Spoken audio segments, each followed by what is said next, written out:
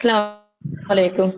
സംഗമ culture forum WhatsApp group അംഗങ്ങളുടെ സാംസ്കാരിക പഠന പരിപാടികളുടെ ഭാഗമായി സാറ്റർഡേ ഇൻസൈറ്റ് എന്ന പേരിൽ 4ാമത്തെ ശനിയാഴ്ച നടത്താറുള്ള പരിപാടിയിലാണ് നമ്മൾ ഇപ്പോൾ ഒത്തുകൂടിയിട്ടുള്ളത്.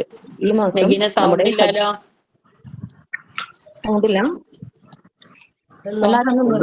എല്ലാരും ഒന്ന് മ്യൂട്ടാക്കി വെക്കണേ.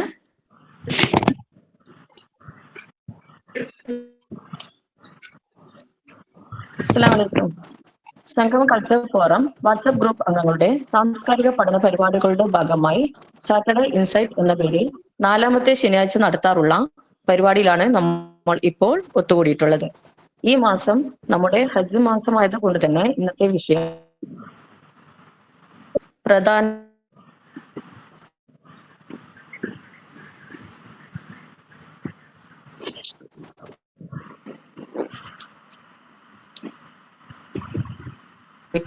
ഞാൻ വായിച്ച അനുഭവം പറയും. നമ്മുടെ സൊസൈറ്റി പ്രസിഡന്റ് സാഹിബ ഫസ്ന പട്ടീലിനെയും സെക്രട്ടറി പ്രസിഡന്റ് അഷ്ഫാഖ് ഖാനെയും ഹൃദയപൂർവ്വം ഞാൻ സ്വാഗതം ചെയ്യുന്നു.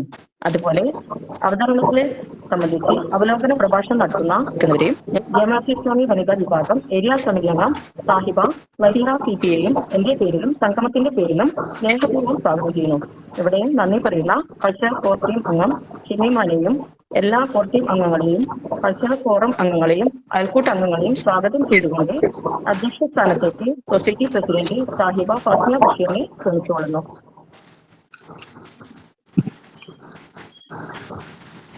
അഊദു ബില്ലാഹി മിനശ് ശൈത്താനിർ റജീം. ബിസ്മില്ലാഹിർ റഹ്മാനിർ റഹീം.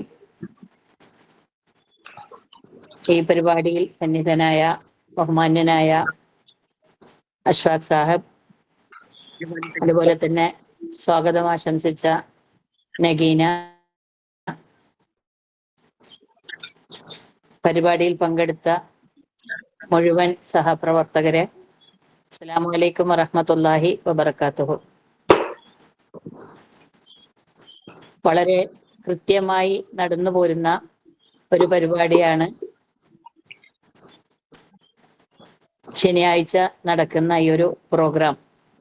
അൽഹംദുലില്ലാ, വ്യത്യസ്ത രീതികളിലുള്ള പ്രഭാഷണങ്ങളും അനുഭവക്കുറിപ്പുകളും ഗാനാലാപനവും ഒക്കെ തന്നെ നടക്കുന്ന ഒരു പരിപാടി ആയതുകൊണ്ട് തന്നെ സമയവും നമുക്ക് അധികമായി വേണ്ടിവരും. ഈ ഒരു സമയം എന്ന് പറയുന്നത് എല്ലാവരും നല്ല തിരക്കുള്ള സമയത്തായിട്ട് പോലും കൾച്ചറൽ ഫോറം നിങ്ങളെ വിളിക്കുമ്പോൾ ഈ ഒരു സമയത്തും നിങ്ങൾ തയ്യാറായി വരുന്നതിൽ ഭയങ്കര സന്തോഷമുണ്ട്. അള്ളാഹു നമ്മളുടെ ഈ ഒരു ഇരുത്തത്തെ സ്വീകരിക്കുമാറാവട്ടെ. നമുക്കറിയാം, നമ്മളുടെ ഇന്നത്തെ വിഷയം എന്ന് പറയുന്നത് ഹജ്ജാണ്.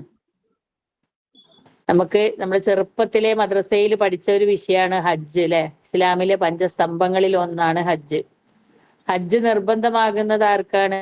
സാമ്പത്തിക ശേഷിയും അതുപോലെ തന്നെ ശാരീരിക ആരോഗ്യവും ഉള്ളവർക്ക് ജീവിതത്തിൽ ഒരിക്കൽ മാത്രം നിർവഹിക്കേണ്ട നിർബന്ധ ആരാധനാ കർമ്മമാണ് പരിശുദ്ധ ഹജ്ജ് എന്ന് പറയുന്നത്. ഇതാണ് പണ്ടേ നമ്മൾ മദ്രസയിൽ പഠിച്ചു വെച്ചത്. ഈ ഹജ്ജിന്റെ തുടക്കം എന്ന് പറയുന്നത് ഏകദേശം 41 നൂറ്റാണ്ട് മുമ്പ് ഇബ്രാഹിം നബി അലൈഹി ഇസ്ലാമും അതുപോലെ തന്നെ മകൻ ഇസ്മായിൽ നബി അലൈഹി ഇസ്ലാമും കഅബ പുതുക്കി പണിത ശേഷം ദൈവനിർദ്ദേശപ്രകാരം, അള്ളാഹുവിന്റെ കൽപ്പന പ്രകാരം ഇബ്രാഹിം നബി അലൈഹി ഇസ്ലാം ഹജ്ജിന് വിളംബരം ചെയ്യുകയായിരുന്നു. ദൈവം തമ്പുരാൻ ഇബ്രാഹിം നബി അലൈഹി ഇസ്ലാമയോട് പറയുന്ന ഒരു വാക്കുണ്ട് ഖുർആനില്: തീർത്ഥാടനത്തിനായി നീ ജനങ്ങൾക്കിടയിൽ പൊതു വിളംബരം നടത്തുക. ദൂരദിക്കുകളിൽ നിന്ന് പോലും ആളുകൾ കാൽനടയായിക്കൊണ്ടും മെലിഞ്ഞ ഒട്ടകങ്ങളുടെ പുറത്തും നിന്റെ അടുത്ത് വന്നെത്തും. ഇത് ഖുർആനിന്റെ ഒരു ആയത്താണ്. പക്ഷെ അന്ന് തൊട്ട് ഇന്നടത്തോളം നടന്നു വരുന്ന ഒരു അനുഷ്ഠാന കർമ്മമായിട്ടാണ് ഹജ്ജിനെ നമുക്ക് കാണാൻ സാധിക്കുന്നത്. വിദൂര ദുഃഖുകളിൽ നിന്നും മെലിഞ്ഞ ഒട്ടകപ്പുറത്തും ആളുകൾ ഇവിടെ എത്തിക്കോളും എന്നാണ് ഖുർആൻ പറയുന്നത്. അതന്നെയാണ് ഇന്ന് നമ്മൾ സാക്ഷാത്കാരമായിട്ട് കണ്ടുകൊണ്ടിരിക്കുന്നത്, അല്ലെ?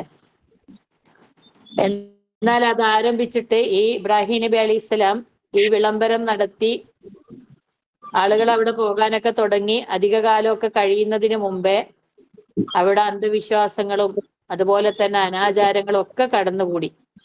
അങ്ങനെ ബഹുദൈവ വിശ്വാസത്തിൽ അധിഷ്ഠിതമായ ഒരു അവസ്ഥയിലേക്ക് വന്നു. എന്നാൽ അന്ത്യപ്രവാചകനായ മുഹമ്മദ് മുസ്തഫ സല്ലല്ലാഹു അലൈഹി വസല്ലമ വന്നതോടുകൂടി അത് യഥാർത്ഥ അവസ്ഥയിലേക്ക്, അതായത് ഏകദൈവ വിശ്വാസം വിളംബരം ചെയ്യുന്നിടത്തേക്ക് തിരിച്ചു കൊണ്ടുവരികയാണ് ഉണ്ടായത്. ഇത് നമ്മൾ ചരിത്രം പഠിച്ച് മനസ്സിലാക്കിയതാണ്. അദ്ദേഹം പഠിപ്പിച്ച, അതായത് ഇബ്രാഹിം നബി അലൈഹി സ്വലാം പഠിപ്പിച്ച ആ ഒരു രീതിയിലാണ് ഇന്നും ഹജ്ജ് കർമ്മങ്ങൾ നടന്നുകൊണ്ടിരിക്കുന്നത്.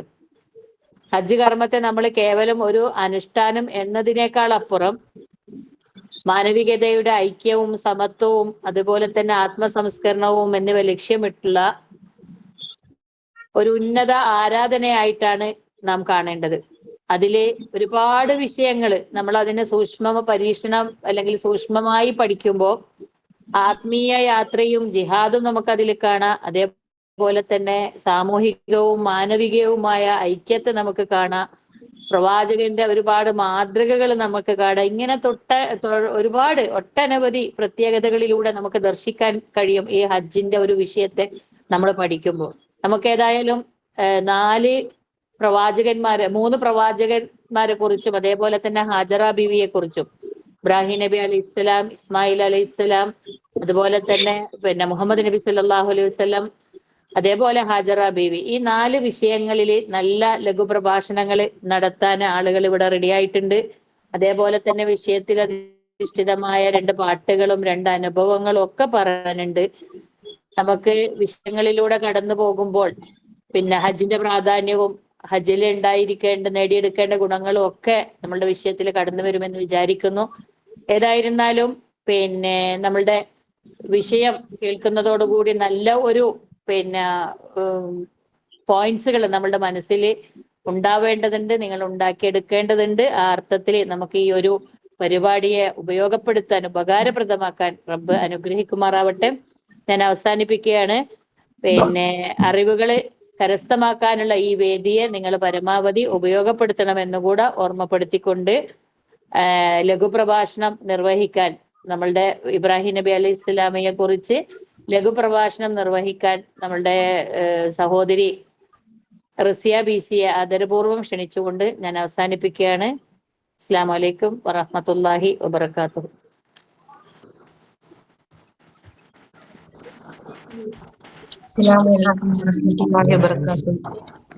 അൽഹംദുലില്ലാഹി റബ്ബിൽ ആലമീൻ വസ്സലാത്തു വസ്സലാമു അലാ റസൂലിൽ അമീൻ വഅലാ ആലിഹി വസഹ്ബിഹി അജ്മഈൻ.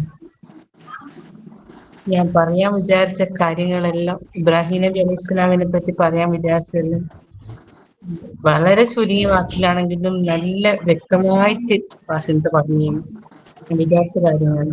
അൽഹംദുലില്ലാഹ് അതിൽ തന്നെ എനിക്കും കൂടി കുറെ മനസ്സിലായി. അപ്പൊ ഇനി ഞാനിവിടെ ചെറുതായിട്ടൊന്ന് അവതരിപ്പിക്കാൻ ഏറ്റെടുത്ത വിഷയം ഇബ്രാഹിം നബി അലൈഹി സ്വലാമിനെ കുറിച്ചാണ്.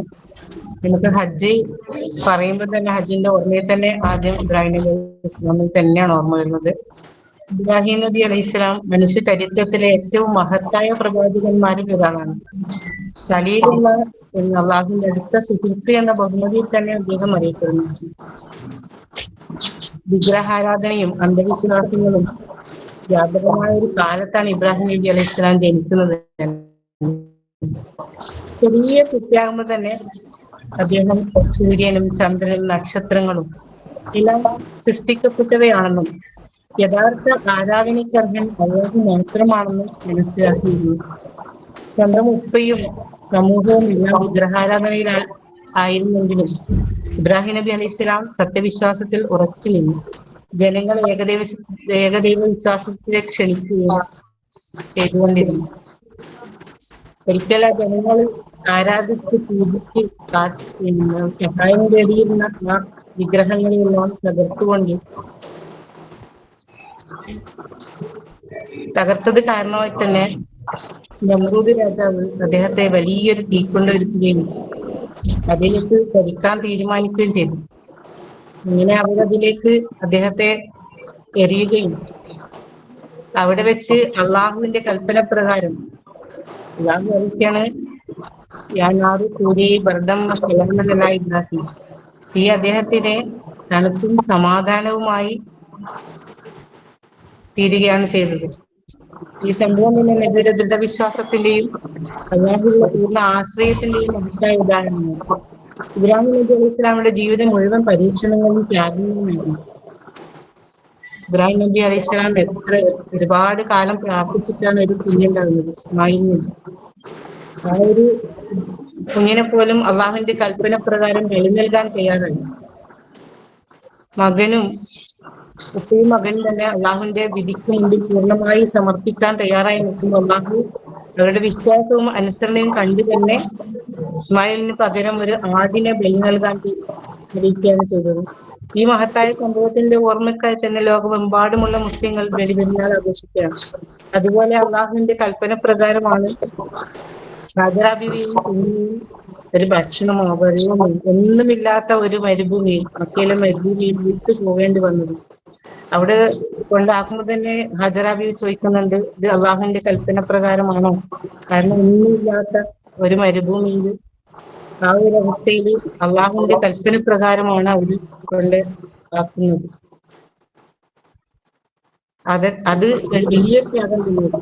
പിന്നീട് അള്ളാഹുവിന്റെ അനുഗ്രഹമാണ് സംസം, മന്ദിരം ഉണ്ടായ അവിടെ ഇബ്രാഹിം നബിയും ഇസ്മായിൽ നബിയും ചേർന്നാണ് കാബ നിർമ്മിച്ചത്.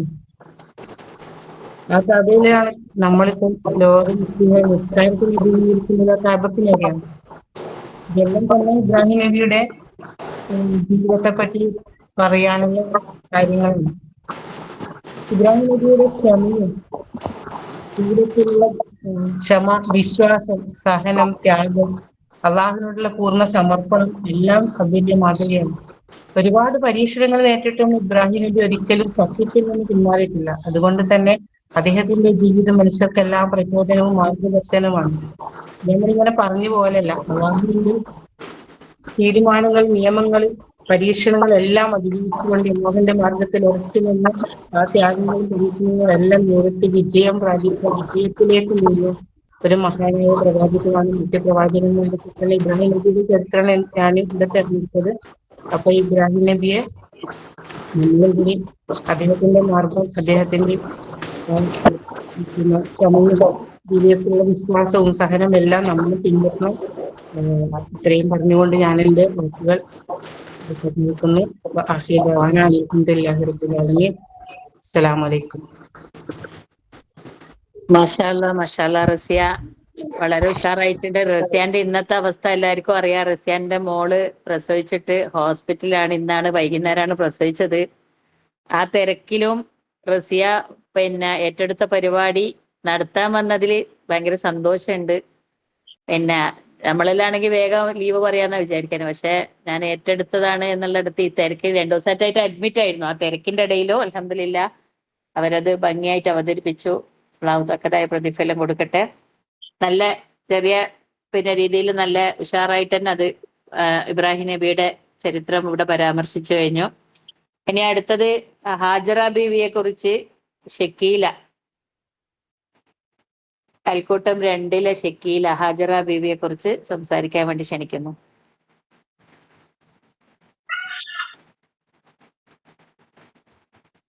അസ്സലാമു അലൈക്കും വറഹ്മത്തുള്ളാഹി. ഈ പരിപാടിയിലേക്ക് ഹാജറ ബീവിയുടെ ഇത് പറയാനാണ് എന്നെ ഏൽപ്പിച്ചത്. എനിക്കറിയാവുന്ന തരത്തിൽ ഞാൻ പറയാം. ഇബ്രാഹിം നബിയുടെ ചരിത്രത്തിൽ നിന്ന് തന്നെയാണ് ഹാജറ ബീവിയുടെ ചരിത്രവും തുടങ്ങുന്നത്. ഇബ്രാഹിം നബി അലൈഹി സ്വലാമയുടെ ഭാര്യ സാറ ബീവിയായിരുന്നു. അപ്പോൾ സാറ ബീവിയിൽ മക്കളാവാത്ത വന്ന് വളരെ നാളുകൾ കഴിഞ്ഞിട്ടും ഇബ്രാഹിം നബിക്കോ സാറ ബീവിയിലൊരു ഒരു കുട്ടി ഉണ്ടായിട്ടില്ലായിരുന്നു. ഇങ്ങനെ അവിടെയുള്ള ഒരു രാജാവ് ഒരു അടിമസ്ത്രീയെ ആയിട്ട് നൽകിയതാണ് ഹാജറ ഇബ്രാഹിം നബി അലൈഹി സ്വലാം. അപ്പൊ അവരെ വീട്ടിലെ ഹാജറ താമസിച്ചു. അങ്ങനെ ഹാജറയിൽ ഈ സാറ ബീവി ഹാജറയോട് ഇബ്രാഹിം നബിയെ സഹധർമ്മിണിയെ സ്വീകരിക്കാനും ആവശ്യപ്പെട്ടു. അങ്ങനെ അവരെ ഭാര്യയെ സ്വീകരിച്ചു. അങ്ങനെ ഒരു കുഞ്ഞുണ്ടായി. ആ കുഞ്ഞിനെയും കൊണ്ട് ഇബ്രാഹിം നബിയും ആ കുഞ്ഞിനെയും ഹാജറയും കൂടി അവിടുന്ന് അള്ളാഹുവിന്റെ കൽപ്പന പ്രകാരം അവിടുന്ന് ഇങ്ങനെ പുറത്തേക്ക് പോയി. അങ്ങനെ ദൂരെ യാത്ര ചെയ്ത് അവിടുന്ന് ഒരു വിജനമായ ഒരു സ്ഥലത്ത് അവരെ അള്ളാഹു കൽപ്പന പ്രകാരം ഇബ്രാഹിം നബി അവിടുന്ന് പോവുകയാണ്. അപ്പൊ അവിടെ ഓരോ വർഷവും ഹജ്ജിന് വരുന്ന അനേകം ആളുകൾക്കും ഈ ഹജറ ബീവിയുടെ സ്മരണ ഓർമ്മിക്കാതെ നിൽക്കാൻ പറ്റില്ല. അത് എന്താണ് ഹാജറയുടെ മഹത്വം എന്ന് വെച്ചാൽ, കാഴ്ചക്കാരില് ഒരു കൗതുകം ഉണർത്തുന്ന ഒരു സ്ത്രീയോ ഒരു സുന്ദരിയോ ഒന്നും ആയിരുന്നില്ല. ഒരു കറുത്തവള് കുടിയിലായ സ്ത്രീയായിരുന്നു. കുബേരയായിരുന്നില്ല, അടിമപ്പെണ്ണായിരുന്നു. നീല നദിയുടെ തീരത്ത് നിന്ന് സാറയ്ക്ക് വേലയെടുക്കാൻ കൊണ്ടുവരപ്പെട്ടപ്പോൾ തന്നോടൊപ്പം ഭർത്താവ് കിടപ്പറ പങ്കിടുന്നതിൽ സാറയ്ക്ക് ഒരു പ്രയാസവും തോന്നാത്ത വിധം വിനീതവും സുശീലവുമായിരുന്നു ഹാജറ. ഇബ്രാഹിം നബിയുടെ പ്രിയ പത്നി സാറ സാധാരണഗതിയിൽ പ്രസവിക്കാത്തതുകൊണ്ട് അങ്ങനെയാണ് അവര് ഇബ്രാഹിം നബിയുടെ ഭാര്യയായത്. മക്കയിലെത്തിയ ഇബ്രാഹിം നബി ഒരു പാറക്കല്ലിൽ അല്പസമയം ഇരുന്ന് വിശ്രമിച്ചു. പിന്നീട് യാത്ര ചോദിക്കാനായി എഴുന്നേറ്റ്. ഞാനും തന്റെ പിഞ്ചു പൈതലും താഴ്വയിൽ ആയ വിജനമായ താഴ്വഴയിൽ തനിച്ചാവുമെന്ന സത്യം ഹാജറയെ തളർത്തി. പോകാനൊരുങ്ങിയ പ്രിയതമനെ നോക്കിയിട്ട് ചോദിച്ചു, ഞങ്ങളെ ഇവിടെ തനിച്ചാക്കി താങ്കൾ പോവുകയാണോ? അപ്പൊ ഇബ്രാഹിം നബി അങ്ങനെ ഗദ്ഗതണ്ടായി ഒരു നിമിഷം നിന്നുപോയി. അദ്ദേഹം തുടർന്നു, പക്ഷെ നിങ്ങൾ ഇവിടെ തനിച്ചല്ല, നിങ്ങളോടൊപ്പം അള്ളാഹു ഉണ്ടെന്ന് പറയൂ. അള്ളാഹുവിന്റെ ആജ്ഞ അനുസരിച്ചാണോ ഞങ്ങളെ ഇവിടെ കൊണ്ടുവന്നതെന്ന് ചോദിച്ചപ്പോ ഇബ്രാഹിം നബി പറയൂ അതെ. അപ്പൊ എങ്കിൽ താങ്കൾ പോയിക്കൊള്ളുക, ഞങ്ങളെ അള്ളാഹു സംരക്ഷിച്ചുകൊള്ളുന്ന ഹാജറ മറുപടി പറഞ്ഞു. അങ്ങനെ പരമാവധി ധൈര്യം സംഭരിച്ച് അവരുടെ അതരങ്ങൾ കവളിൽ നിന്ന് കണ്ണീരുകൾ ഒഴുകുന്നുണ്ടായിരുന്നു. എന്നാലും പ്രിയതമനെ യാത്രയാക്കി അല്പം മാറി നിന്ന്. അപ്പൊ ഇബ്രാഹിം നബി അവിടുന്ന് ദുആ ചെയ്യുന്നുണ്ടായിരുന്നു, എന്റെ സന്തതികൾ വിഗ്രഹാരാധനയിൽ നിന്ന് അകറ്റണമെന്നും എന്റെ സന്തതികളെ ഞാൻ ഈടെ ഈ താഴ്വരയിൽ താമസിപ്പിക്കുന്നതിനാതെ അവരെ നീ സംരക്ഷിക്കണം എന്നുള്ള ഒരു പ്രാർത്ഥനയിൽ ഒന്നും ഇല്ലാത്ത താഴ്വരയിലാന്നല്ല ആക്കിപ്പോയത്. ഇവിടെ ആദരണീയ ഗ്രഹത്തിനടുത്ത് പ്രാപിച്ച നാഥ, ഇവർക്ക് നീ നമസ്കാരം ഉറപ്രകാരം നിർത്താനാണ് ഞാനിങ്ങനെ ചെയ്യുന്നില്ല ഇബ്രാഹിം നബി പറയൂ. അങ്ങനെ ഹാജറയും മകൻ ഇസ്മായിൽ ആ താഴ്വരയിൽ തനിച്ചാവുകയും അവരടുത്ത് ആകെ ഉണ്ടായിരുന്ന കുറച്ച് വെള്ളവും കുറച്ച് കാരക്കയായിരുന്നു. ആ കാരക്ക നിന്ന് ഇത് ഇസ്മായിൽ നബി കുഞ്ഞിന്റെ വായിലേക്ക് ചാച്ചരച്ച് കുറച്ച് വെള്ളവും കൊടുക്കും. അങ്ങനെ മൂന്നാമത്തെ ദിവസം ആ വെള്ളം തീരും. 2 ദിവസം കഴിഞ്ഞ് മൂന്നാമത്തെ പകലാകുമ്പോഴത്തേക്ക് ആ വെള്ളവും ഇതും തീരും. അപ്പൊ ഹാജറ ആകെ പരിഭ്രാന്തിയാവും, ഇനി എന്ത് ചെയ്യൂ, അങ്ങനെ എന്തെങ്കിലും വന്ന് നമ്മളെ പിടിക്കും, ബേജാറായി ഇങ്ങനെ നിൽക്കും. അങ്ങനെ അവിടെയുള്ള ഒരു മരത്തന്റെ അടുത്ത് ചാരിക്കിടന്ന് അങ്ങനെ ഉറങ്ങിപ്പോവും. ഉറക്കത്തിൽ നിന്ന് ഉണർന്ന ഹാജറ ചുറ്റും നോക്കൂ. കത്തുന്ന വെയിലും തീക്ഷ്ണമായ പ്രകാശവും എന്തൊരു ഭയങ്കരമായ നിശബ്ദതയും, ഒരു പ്രാണിയുടെ നിശ്വാസം പോലും ഇല്ലാത്ത ശ്മശാന മുഖത. അപ്പൊ ഏതൊരാളെയും പേടിപ്പെടുത്തുന്ന ഏകാന്തത. പറവകളില്ല, മൃഗങ്ങളില്ല, ഇരതേടി വരുന്ന ജീവിയോ ഒന്നുമില്ല. സറഹയുടെ ചുവട്ടിൽ പാറക്കല്ലും ചാരിയിരുന്ന ഹാജറ അങ്ങനെ ഇരുന്നു വേവലാതിയോടെ. അപ്പൊ ജീവനുള്ള എന്തിനെങ്കിലും കാണാനുള്ള അവരുടെ മോഹം അത്ര തീവ്രമായിരുന്നു. ഹാജറ ബീബി തോൽസഞ്ചിയിൽ നിന്ന് കാരക്കെടുത്ത് വായിലിട്ട് ചവച്ച് പാകപ്പെടുത്തിയിട്ട് തന്റെ പിഞ്ചോമനയുടെ ഇളം ചുണ്ടിൽ വെച്ചു കൊടുത്തു. അപ്പൊ തൊണ്ട നനക്ക ഇത്തിരി വെള്ളവും കൊടുത്തു. ഇതും കൂടി തീർന്നേരം പിന്നെയും ബേജാറായി. കുഞ്ഞ് ദാഹിച്ച് കരയാൻ തുടങ്ങി. അതോടെ മാതാവിന്റെ മനമുരുകി. കുഞ്ഞ് കരഞ്ഞ് തളർന്നു. അപ്പൊ എന്ത് ചെയ്യണമെന്നറിയാതെ ഹാജറ വിഷമിക്കുമോ കുഞ്ഞിന്റെ മുഖത്തേക്ക് ഇങ്ങനെ നോക്കിയിട്ട് ഇരിക്കുമോ അവർ അള്ളാഹുവിനെ വിളിച്ച് പ്രാർത്ഥിച്ചു. പെട്ടെന്നൊന്നും പ്രാർത്ഥനയ്ക്ക് ഉത്തരം കിട്ടിയിട്ടില്ല. അവരുടെ പ്രതീക്ഷ പിന്നെയും പളങ്കുപാത്രം പോലെ തളർന്ന് ഇങ്ങനെ പിന്നെയും പൊട്ടി ഈ വേദനയോടെ ഇരിക്കുമ്പോ ഹാജറ പരിഭ്രാന്തരായി എന്ത് ചെയ്യണമെന്നറിയാതെ ഇങ്ങനെ നിൽക്കുമോ. എന്നിട്ടും അടങ്ങിയിരുന്നില്ല. ആരെയും പഴിച്ചതോ ആർക്കും ഒരു ഇതാന്ന് വിധത്തിൽ ഒന്നും പറഞ്ഞില്ല. അങ്ങനെ എന്തോ ഒരു ഉരുപ്രേരണയാളി അടുത്തുണ്ടായിരുന്ന സഫയുടെ മുകളിലേക്ക് ഓടിക്കയറി അവിടെ നിന്നിട്ട് വേവലാതിയോടെ ചുറ്റും കണ്ണോടിച്ചു. അവിടെ എങ്ങാനും വല്ല നീരുറവയോ എന്തെങ്കിലും കാണുമെന്ന്. പക്ഷെ നിരാശയോടെ താഴോട്ട് തന്നെ ഓടിയിറങ്ങി.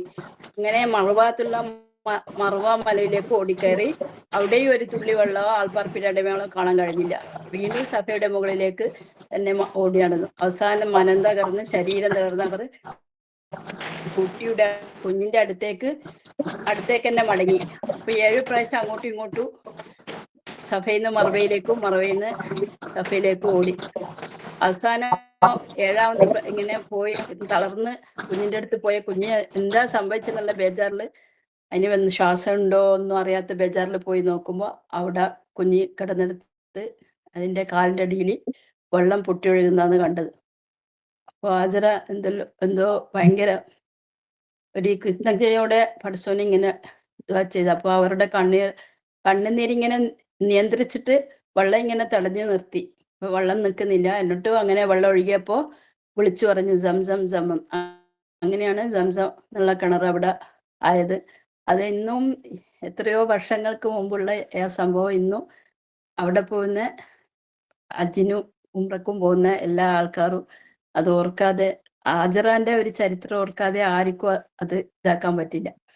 അങ്ങനെ ആ മാതാവ് തന്റെ കുഞ്ഞിനെ മതിവരോളം കുടിപ്പിച്ചു, അവരും കുടിച്ചു. ഹാജറാക്കു കൊച്ചുകുഞ്ഞിനും ദാഹജലത്തിന് പിൽക്കാലത്തേക്ക് തീർത്ഥജലമായും മാറിയ മരുഭൂമിയിലെ അഭ്യസ്തരായ ആ കിണറിനാണ് സംസം എന്ന് പേര് ലഭിച്ചത്. അങ്ങനെയാണ് സംസം കുടിച്ച് ആ കുഞ്ഞ് വളർന്നു. വെള്ളമുണ്ടായതോടെ അതുവഴി കച്ചവട സംഘങ്ങൾ യാത്ര ആരംഭിച്ചു. അധികം താമസിയാതെ അവിടെ ഒരു ആൾപ്പാർപ്പും തുടങ്ങി. അപ്പൊ ഇബ്രാഹിം നബിന്റെ പ്രാർത്ഥന ഉത്തരം അവിടെ കിട്ടി. ഇസ്ലാമിക സംസ്കാരത്തിന്റെ നാഗരികതയുടെയും പിറവിക്ക് ഗർഭഗൃഹമായി വർത്തിച്ച മക്കയുടെ അവിടുത്തെ നിവാസികളുടെയും പിതാവാൻ ഇസ്മായിൽ നബിയെ ഭർത്താവിന്റെ അസാന്നിധ്യത്തിൽ ഉന്നതമായ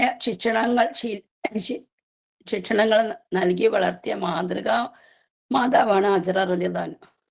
അള്ളാഹുവോടുള്ള ബാധ്യതകൾ പൂർത്തീകരിക്കുകയും പുത്രമര്യാദകൾ പൂർണ്ണമായും പാലിക്കുകയും ചെയ്യുന്നവരായി സ്വന്തം മകനെ മാറ്റുക എന്ന ശ്രമകരമായ കാര്യമാണ് അവർ ഭംഗിയായി നിർവഹിച്ചത്. മക്കയിലെത്തുന്ന ഏത് വിശ്വാസികളെയും ആർത്തിയോടെ സംസം കുടിക്കുന്നു. ഇന്നും ഹാജറിന്റെ സ്മരണ ഇല്ലാതെ ആർക്കും അവിടുന്ന് വരാൻ തോന്നൂല. സഫാ മറവയിലേക്ക് അങ്ങോട്ടും ഇങ്ങോട്ടുള്ള നടത്തത്തിന് ഹാജറ റളിയല്ലാഹുവിനെ കുറിച്ച് ഓർക്കുമ്പോൾ മനസ്സ് എന്തെല്ലോ ആയിപ്പോ കണ്ണീരുകൊണ്ട് തനിയെ കണ്ണീര് വരും. അപ്പോൾ ദാഹം ജലം ലഭിക്കാതെ മരിക്കാൻ കിടക്കുന്ന ചെറു പൈതലിന് ഒരു തുള്ളി വെള്ളവും തേടി ഓടിയ ഹാജരുടെ ഹൃദയം ഉരുകി കണ്ണുകളിലൂടെ ഒഴുകിയ ഓർക്കാതെ ഈ കഥ ഓർക്കാണ്ട് ആർക്കും സംസം കുടിക്കാൻ കഴിയില്ല. മാതൃഹൃദയത്തിൽ നിറഞ്ഞു നിൽക്കുന്ന പുത്രവാത്സല്യം എന്ന ഊഷ്മള വികാര കാരുണ്യത്തിന്റെ വറ്റാത്ത നീരുറവായി ഭൂമിയിൽ നിന്ന് പൊട്ടി ഒഴുകിയതാണല്ലോ ആ സംസം. അതിൽ ഹാജറയുടെ കണ്ണീരും തേങ്ങലുകളും അലിഞ്ഞു ചേർന്നിട്ടുണ്ട്. സഫാ മറവകൾക്കിടയിൽ അവരുടെ ഗദ്ഗതങ്ങൾ നിറഞ്ഞു നിൽക്കുന്നത് പോലെ തന്നെ. അപ്പൊ ഇന്നും നമ്മൾ സഫാ മറവയിലൂടെ ഓടുമ്പോൾ ഹാജറ ബീവിയെ ഓർക്കാണ്ട് നമുക്കൊരു അങ്ങോട്ടും ഇങ്ങോട്ടും നടക്കാനേ കഴിയില്ല. അത്രയും മാതാവിന്റെ മാതൃക പിൻപറ്റി ഞങ്ങൾക്കെല്ലാം ജീവിക്കാനുള്ള തോഫിക്കട്ടെ എന്ന് പറഞ്ഞ് ഞാൻ നിർത്തുന്നു. അസ്സലാമു അലൈക്കും വറഹ്മത്തുള്ളാഹി. മാഷാ അല്ലാഹ്, വളരെ മനോഹരായിട്ടാണ് ഹാജറ ബീവിയെ കുറിച്ച് ഇപ്പൊ 2 ആളുകളെ കുറിച്ച് നമ്മൾ ഭംഗിയായിട്ട് മനസ്സിലാക്കി കഴിഞ്ഞു അല്ലെ. അടുത്തത് 4 പ്രഭാഷണങ്ങളും കഴിഞ്ഞതിന് ശേഷം നമുക്ക് സുഹാനന്റെ പാട്ട് കേൾക്കാൻ. 2 ആള് പാട്ട് പാടാനുണ്ട്. ഇസ്മായിൽ അലി ഇസ്ലാമിയെ കുറിച്ച് ഷാസിയ 36 ഷാസിയ. അസ്സലാമു അലൈക്കും. അൽഹംദുലില്ലാഹി റബ്ബിൽ ആലമീൻ. അസ്സലാത്തു വസ്സലാമു അലാ റസൂലിൽ അമീൻ വഅലാ ആലിഹി വസഹ്ബിഹി അജ്മഈൻ. ഷാസിയ ഒരു സെക്കൻഡ് മോളെ, അതെ ടൈം എല്ലാരും ഒന്ന് ശ്രദ്ധിക്കണേ, എന്നിട്ട് പിന്നെ പറയാം ഇൻഷാ അല്ലാഹ്. ദുൽഹിജ്ജ മാസത്തിലെ 5-ാം ദിവസമായ ഇന്ന് ഞാൻ ഇവിടെ അവതരിപ്പിക്കാൻ പോകുന്നത് ഇസ്മായിൽ നബി അലൈഹി ഇസ്ലാമിനെ കുറിച്ചാണ്. ഇസ്ലാമിക ചരിത്രത്തിലെ മഹാനായ പ്രവാചകനാണ് ഇസ്മായിൽ നബി അലൈഹി ഇസ്ലാം. അദ്ദേഹത്തിന്റെ ജീവിതം ത്യാഗത്തിന്റെയും സമർപ്പണത്തിന്റെയും അചഞ്ചലമായ ദൈവവിശ്വാസത്തിന്റെയും ഉദാത്തമായ മാതൃകയാണ്. പിതാവായ ഇബ്രാഹിം നബി അലൈഹി ഇസ്ലാമിനോടൊപ്പം അദ്ദേഹം ചെയ്ത ചരിത്രപരമായ ദൗത്യങ്ങളും ഹജ്ജ് കർമ്മവുമായി ബന്ധപ്പെട്ട ജീവിത സംഭവങ്ങളും ഇനി നമുക്ക് ശ്രവിക്കാം. ഭൂമിയിലെ പ്രഥമ ആരാധനാലയമായ മക്കയിലെ കഅബാലയം അള്ളാഹുവിന്റെ കൽപ്പന പ്രകാരം പുനർനിർമ്മിച്ചത് ഇബ്രാഹിം നബി അലൈഹിസ്സലാമും മകൻ ഇസ്മായിൽ നബി അലൈഹിസ്സലാമും ചേർന്നാണ്.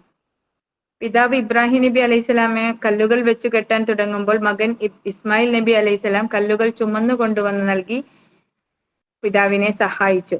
നിർമ്മാണം പൂർത്തിയായപ്പോൾ അവർ ഇരുവരും ചേർന്ന് നടത്തിയ പ്രാർത്ഥന വിശുദ്ധ ഖുർആൻ അൽ ബഖറ 127 ആയത്ത് എടുത്തു പറയുന്നുണ്ട്. ഞങ്ങളുടെ നാഥ, ഞങ്ങളിൽ നിന്ന് ഇത് നീ സ്വീകരിക്കണമേ. തീർച്ചയായും നീ എല്ലാം കേൾക്കുന്നവനും അറിയുന്നവനുമാകുന്നു. കഅബ കെട്ടിപ്പൊക്കുന്നതിനിടയിൽ ഇബ്രാഹിം നബി അലൈഹിസ്സലാം ചവിട്ടി നിന്ന കല്ലാണ് മക്കാമു ഇബ്രാഹിം എന്നറിയപ്പെടുന്നത്. നിർമ്മാണത്തിൽ ഇരുവരുടെയും കഠിനാധ്വാനത്തിന്റെ അടയാളമായി ഇത് ഇന്നും നിലനിൽക്കുന്നു.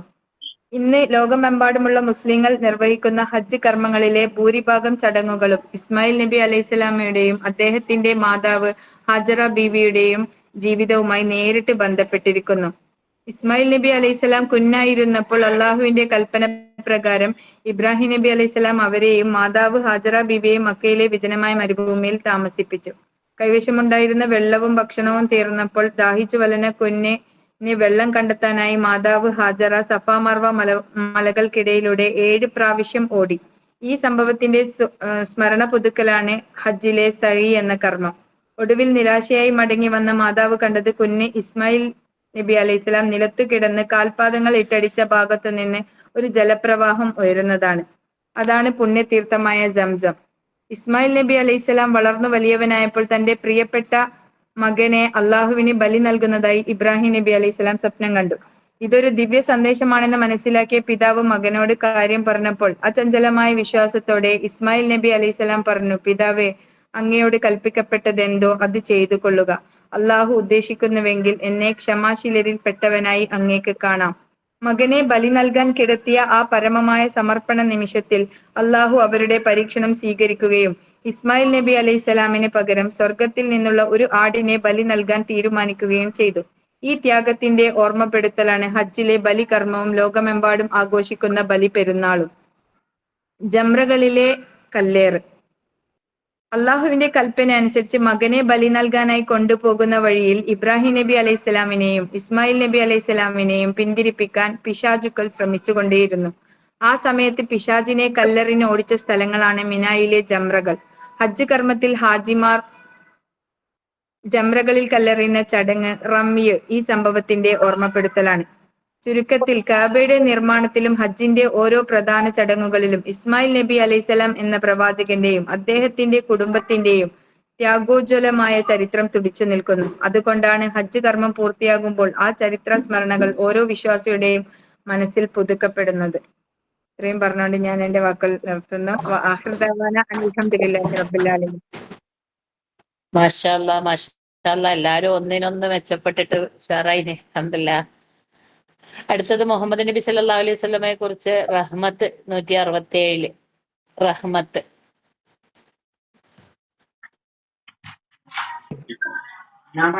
അസ്സലാമു അലൈക്കും വറഹ്മത്തുള്ളാഹി തആല വബറകാതുഹു.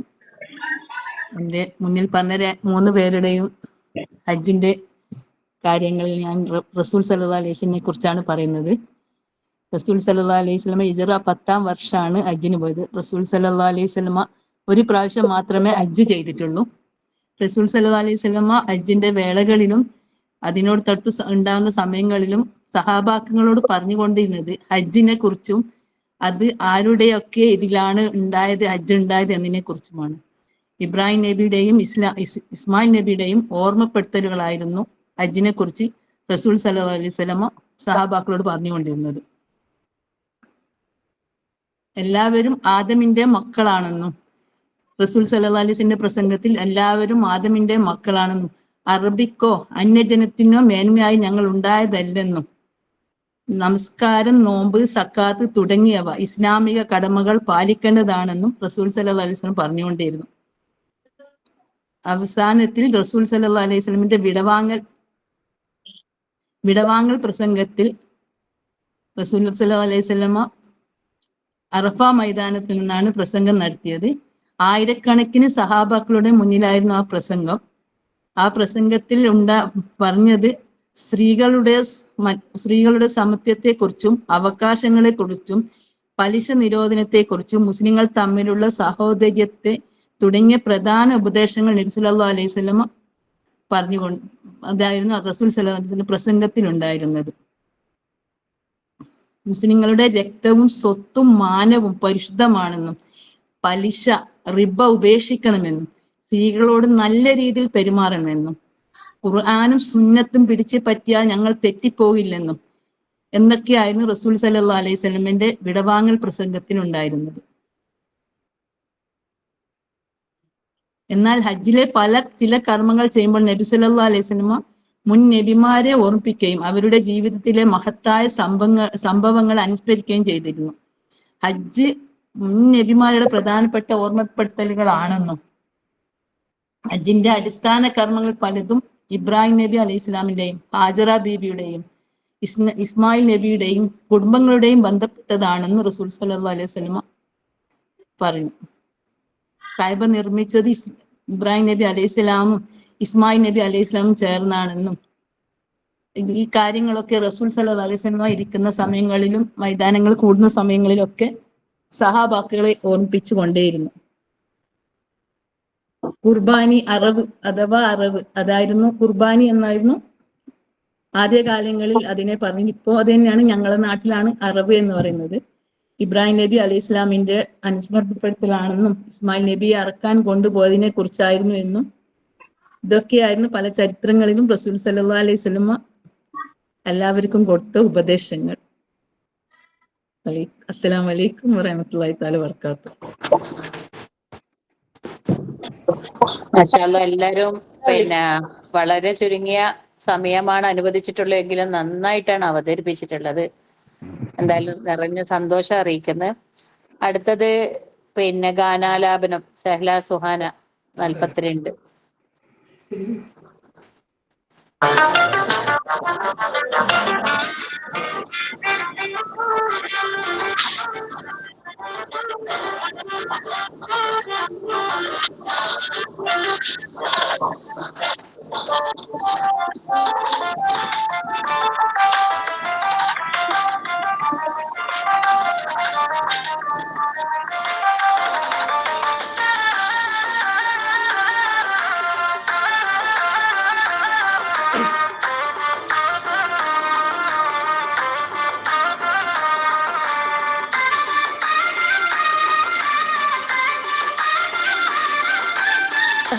അമ്പിളിച്ചിരുള്ള അമ്പർമണമുള്ള ഇമ്പത്തരുണിയാൽ പൂമുത്ത് ഹാജറ ദൂതരിബ്രാഹിം ആദരപ്പൂവിൻ്റെ അഴകേറം തങ്കപ്പൂതൂനാരി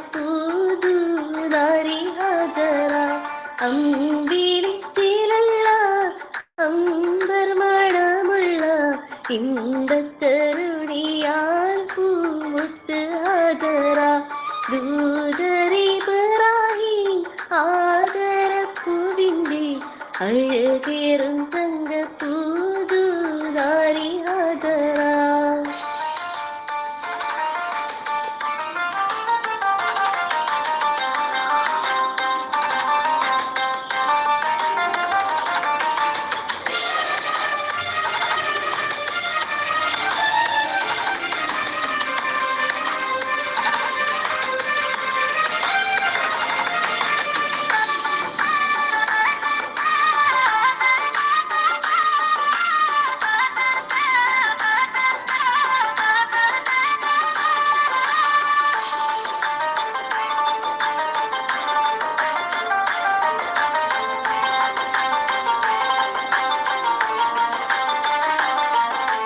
സമ്പൂർണ്ണതീനിൽ തിളങ്ങുമി ഹാജറ ത്യാഗങ്ങളേറെ സഹിച്ച ബി ഹാജറ.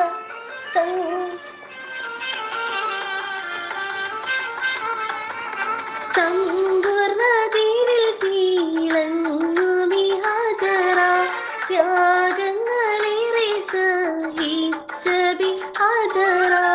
അവൻ പുകഴ്ത്തുന്ന തൂമങ്ക ഹാജറ അഹദായ നാദനെ സ്നേഹിച്ച ഹാജറ.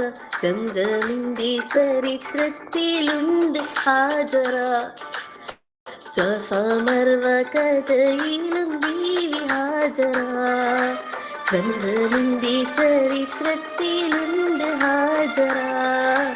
സ്വഫ മർവ കഥയിലും ബീവി ഹാജറ. അമ്പിളിച്ചിരുള്ള അമ്പർമണമുള്ള ഇമ്പത്തരുണിയാൽ പൂമുത്ത് ഹാജറ ദൂതരിബ്രാഹിം ആദരപ്പൂവിൻ്റെ അഴകേറും തങ്കപ്പൂതൂനാരി നാരി ഹാജറ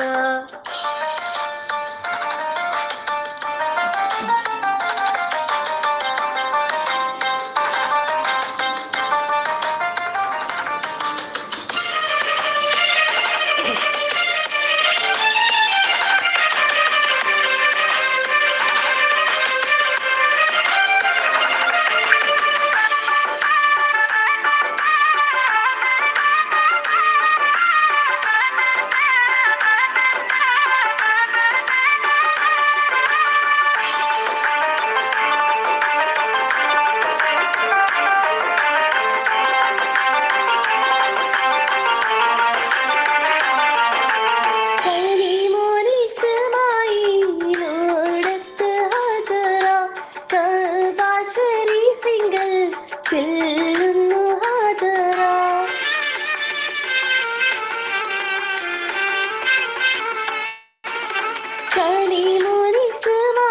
കനിമോനിസ്മായിലോടത്ത് ഹാജറ കഅബ ശരീഫിങ്കൽ ചെല്ലുന്നു ഹാജറ കൈക്കുഞ്ഞിൻ പൈതാഹം തീർക്കുവാൻ ഹാജറ കരുണാനിധിയോട് തേടുന്നു ഹാജറ സംസം കണ്ട് അതിശയം പൂണ്ട് ഹാജറ സ്മരണയാണെന്നും ദീനിൽ ബീവി ഹാജറ സംസം കണ്ട് അതിശയം പൂണ്ട് ഹാജറ സ്മരണയാണെന്നും ദീനിൽ ബീവി ഹാജറ അമ്പിളിച്ചിരല്ല അമ്പർമണമുള്ള ഇമ്പത്തരുണിയാൽ പൂമുത്ത് ഹാജറ ദൂതരിബ്രാഹിം ആദരപ്പൂവിൻ്റെ അഴകിറൂതുനാരി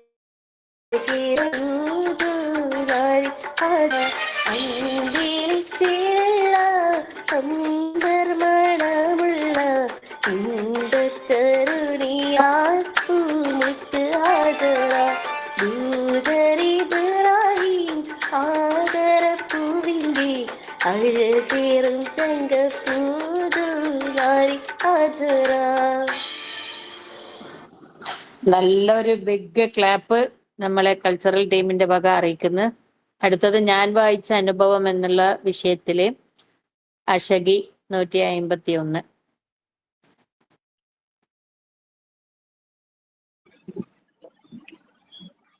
അസ്സലാമു അലൈക്കും. ഞാൻ വായിച്ച പുസ്തകത്തിന്റെ വായനാനുഭവം. പുസ്തകത്തിന്റെ പേര് മലാല. എഴുതിയത് ഷേളി ജേക്കബ്. 96 പേജുകളുള്ള ഒരു ചെറിയ പുസ്തകമാണ്. എൻ്റെ വായനാ അനുഭവം. ഷേളി ജേക്കബ് രചിച്ച മലാല എന്ന പുസ്തകം പാകിസ്ഥാനിലെ ധീരയായ പെൺകുട്ടി മലാല യൂസഫ് സായിയുടെ ജീവിതകഥയാണ് പറയുന്നത്. പെൺകുട്ടികൾക്ക് വിദ്യാഭ്യാസം നിഷേധിച്ചിരുന്ന സ്വാത്ത് താഴ്വരയിൽ താലിബാൻ ഭീകരക്കെതിരെ ശബ്ദമുയർത്തിയ കൊച്ചു പെൺകുട്ടിയായിരുന്നു മലാല. സ്കൂളിൽ പോകാനുള്ള തന്റെ അവകാശത്തിനായി അവൾ BBC ഉറുദുവിൽ ബ്ലോഗ് എഴുതി. ലോകത്തിന്റെ ശ്രദ്ധ പിടിച്ചുപറ്റി. പെൺകുട്ടികൾ പഠിക്കാൻ പാടില്ല എന്ന താലിബാന്റെ വിലക്ക് അവൾ ധീരമായി എതിർത്തു. ഈ പോരാട്ടത്തിന്റെ പേരിൽ 2012 ഒക്ടോബർ 9 സ്കൂൾ ബസ്സിൽ വെച്ച് താലിബാൻ തീവ്രവാദികൾ മലാലയുടെ തലയ്ക്ക് വെടിവെച്ചു. മരണത്തെ മുഖാമുഖം കണ്ടിട്ടും അവൾ തളർന്നില്ല. ചികിത്സയ്ക്ക് ശേഷം കൂടുതൽ ശക്തിയോടെ അവൾ വിദ്യാഭ്യാസത്തിനുള്ള പോരാട്ടം തുടർന്നു. ഒരു കുട്ടി, ഒരു അധ്യാപകൻ, ഒരു പുസ്തകം, ഒരു പേന ലോകത്തെ തന്നെ മാറ്റിമറിക്കും എന്ന അവളുടെ വാക്കുകൾ പ്രസിദ്ധമാണ്. ഈ ധീരതയ്ക്ക് 2014 ഏറ്റവും പ്രായം കുറഞ്ഞ നോബൽ സമ്മാന ജേതാവ് ആയി മലാല. ഒരു വെടിയുണ്ടയ്ക്കും ഒരു പെൺകുട്ടിയുടെ സ്വപ്നങ്ങളെ തകർക്കാൻ കഴിയില്ലെന്ന് തെളിയിച്ച മലാലയുടെ ജീവിതം ഇന്നും ലോകത്തിനാകെ പ്രചോദനമാണ്. ഇതാണ് എൻ്റെ വായനാക്കുറിപ്പ്. അസ്സലാമു അലൈക്കും. വലൈക്കും അസ്സലാം വറഹ്മത്തുള്ളാഹി. 96 പേജ് മാത്രമുള്ള ബുക്കാണ്. എല്ലാരും വായിക്കാട്ടാ ഇൻഷാ അല്ലാഹ്. പിന്നെ അടുത്തത് ഞാൻ വായിച്ച അനുഭവം ആയിഷ പൊന്നൻ 24.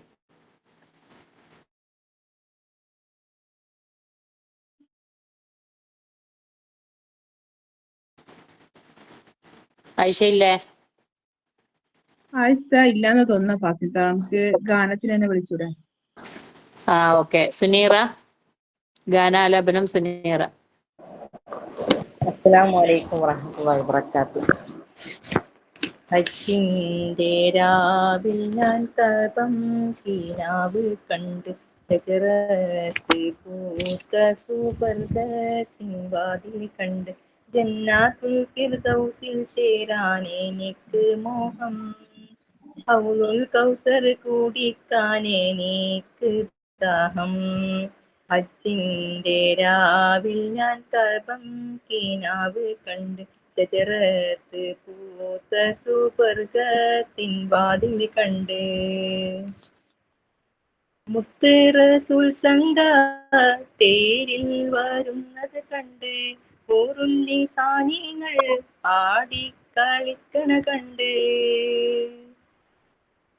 മുത്ത് റസൂൽ തങ്ക തേരിൽ വരുന്നത് കണ്ട്, ഹൂറുൽ സാനികൾ ആടിക്കളിക്കണ കണ്ട്, സ്വർണ്ണ കിളികൾ പൂന്തോപ്പിൽ പറക്കണ കണ്ട്, സ്വർണ്ണ പല്ലക്കിൽ സുലൈമാൻ നബിയെ കണ്ട്, ജന്നാത്തുൽ ഫിർദൗസിൽ ചേരാൻ എനിക്ക് മോഹം, ഹൗലുൽ കൗസർ കുടിക്കാൻ എനിക്ക് ദാഹം.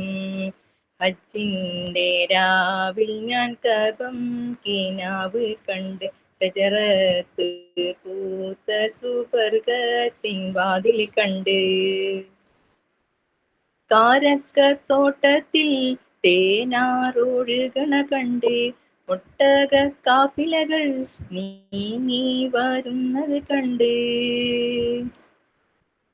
കാരക്കത്തോട്ടത്തിൽ തേനാറൊഴുകണ കണ്ട്, ഒട്ടക കാഫിലകൾ നീങ്ങി വരുന്നത് കണ്ട്, അഴകിൽ ജറാദെന്ന പക്ഷി പറക്കണ കണ്ട്, ജിബ്രീൽ വെഞ്ചാമരം വീശി ഇറങ്ങണ കണ്ട്, ജന്നാത്തുൽ ഫിർദൗസിൽ ചേരാൻ എനിക്ക് മോഹം, ഹൗലുൽ കൗസർ കുടിക്കാൻ എനിക്ക് ദാഹം. ഹജ്ജിന്റെ രാവിൽ ഞാൻ കഅബം കിനാവ് കണ്ട്, ഷജറത്ത് പൂത്ത സുവർഗത്തിൻ വാതിൽ കണ്ട്. മാഷാ അല്ലാ, നമ്മളെ പരിപാടി ഇനി ഓഫ്ലൈനിലേക്ക് മാറ്റണം തോന്നുന്നുണ്ട്. എല്ലാവരും ഇതും നല്ല അടിപൊളിയായിന്. ഏതായാലും പരിപാടിയുടെ സമാപനത്തിലേക്ക് കിടക്കുകയാണ്. പിന്നെ ആയിഷ പൊന്നൻ ഇല്ലല്ലോ അല്ലെ? അവസാനിപ്പിക്കട്ടെ. ഹലോ. രഗീന, അവസാനിപ്പിക്കട്ടെ? ഓക്കെ. ഏതായാലും പിന്നെ നമ്മളുടെ ഈ പരിപാടിയുടെ അവലോകനം, വിഷയങ്ങളെ സംബന്ധിച്ചും പരിപാടിയെക്കുറിച്ചും അവലോകനം നടത്തുന്നതിനായി നമ്മളുടെ സഹോദരി ലഹീറയെ ആദരപൂർവ്വം ക്ഷണിക്കുന്നു. അതിനകത്ത് നോക്കിയാൽ പറ്റുമോ?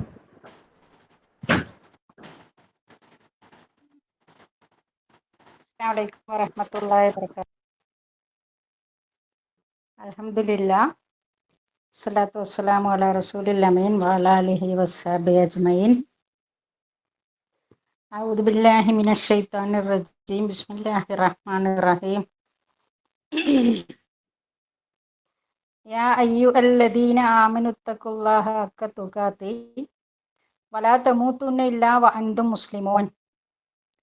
അല്ലയോ വിശ്വസിച്ചവരെ, നിങ്ങൾ അള്ളാഹുവിനെ ഭയപ്പെടേണ്ട വിധം ഭയപ്പെടുവിൻ, സൂക്ഷിക്കേണ്ട വിധം സൂക്ഷിക്കുവിൻ, നിങ്ങൾ മുസ്ലിങ്ങൾ ആയിക്കൊണ്ടല്ലാതെ മരിച്ചു പോകരുത്. ഈ അള്ളാഹുവിനെ ഭയപ്പെടേണ്ട വിധം ഭയപ്പെടുവിൻ എന്ന് പറഞ്ഞത് കുറച്ച് ഞാൻ നിങ്ങൾക്ക് വിശദീകരിച്ചു തരാം. വീണ്ടും ഇവിടെ ഞാൻ പറയുകയാണ്, ഓർമ്മിപ്പിക്കുകയാണ്, ഖുർആനിലെ ആയത്തുകൾ തന്നെയാണ്. ബിസ്മില്ലാഹിർ റഹ്മാനിർ റഹീം. യാ അയ്യുഹൻ നഫ്സുൽ മുത്മഇന്ന ഇർജിഇ ഇലാ റബ്ബികി റാളിയതൻ മർദിയ വദ്ഖുലി ഫീ ഇബാദി വദ്ഖുലി ജന്നതി. എന്താ പറയുന്നേ? സൂറത്തുൽ ഫജ്റിലെ ലാസ്റ്റത്തെ 4 ആയത്തുകളാണ്. സൂറത്തുൽ ഫജ്ർ നമുക്ക് ഈ ദുൽഹജ്ജ് 1 മുതൽ 10 വരെയും പാരായണം ചെയ്യൽ നല്ലതാണ്. 10 രാവുകളെ പറ്റിയാണ് ഇതിൽ പരാമർശിച്ചിരിക്കുന്നത്. നല്ല അള്ളാഹുവിൻ്റെ അടുത്ത് പോരിശ കിട്ടുന്ന ഒരു സൂറത്ത്. അല്ലയോ സമാധാനം പ്രാപിച്ച ആത്മാവേ, യാ അയ്യത്ത് നഫ്സുൽ മുത്മഹിന്ന, നമ്മളോട് മീൻസ് ഖുറാനിലൂടെ അള്ളാഹു സുബ്ഹാനഹു വ തആല നമുക്ക് ഉത്ബോധനം തരികയാണ്. അല്ലയോ സമാധാനം പ്രാപിച്ച ആത്മാവേ, നിന്റെ നാദങ്കിലേക്ക് മടങ്ങിക്കൊള്ളുക. അപ്പം ഞാൻ കുറച്ചുകൂടി അങ്ങോട്ട് പറയുന്നത് കാര്യം മനസ്സിലാവും. എങ്ങനെയാണ് മടങ്ങിക്കൊള്ളേണ്ടത്? സംപ്രീതനും പ്രീതിപ്പെട്ടവനുമായിക്കൊണ്ട്. അള്ളാഹുവിൻ്റെ സംപ്രീതി അല്ലേ, പ്രീതി എന്നൊക്കെ പറയുന്നത് നിങ്ങളൊന്ന് ഒന്ന് ആലോചിച്ച് നോക്കിയട്ടെ. എന്താണ്, എത്രത്തോളം മുത്തുമഹിന്ന, അത്രയും സമാധാനം പ്രാപിച്ച ആത്മാവുകളോട് മാത്രമേ അള്ളാഹു സുബ്ഹാനഹു വ തആല ഇത്രയും സംപ്രീതനായിട്ട് ഉണ്ടാവുകയുള്ളൂ. ഇതിന്റെ മുന്നിൽ കുറെ ആയത്തുകളെല്ലാം ഇതിന്റെ നേരെ ഓപ്പോസിറ്റ് പറയുന്നുണ്ട്. അപ്പൊ നമുക്ക് അതല്ല വിഷയം. പിന്നെ പറയുന്നത് എൻ്റെ ഉത്തമ ദാസന്മാരിൽ ചേർന്നുകൊള്ളുക എന്നാണ്.